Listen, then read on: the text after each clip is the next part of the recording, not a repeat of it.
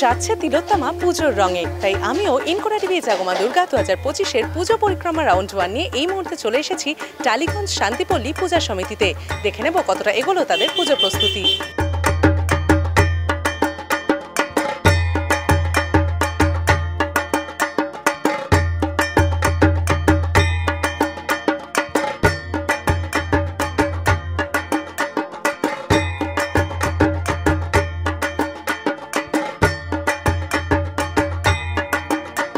এবারে আমাদের থিম হচ্ছে চালচিত্র।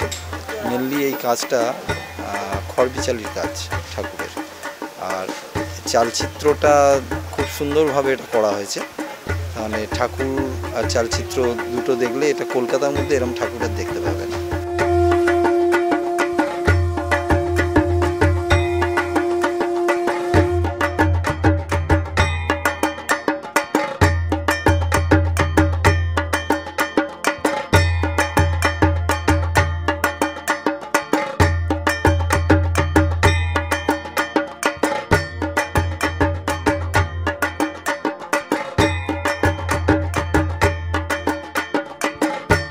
আমাদের প্যান্ডেল সজ্জা করেছেন ডেকোরেটর ভাই বালুরঘাটে, আর এসবি ইলেকট্রিক চন্দননগর, আর প্রতিমা শিল্পী হচ্ছে শ্রী প্রদীপ রুদ্রপাল।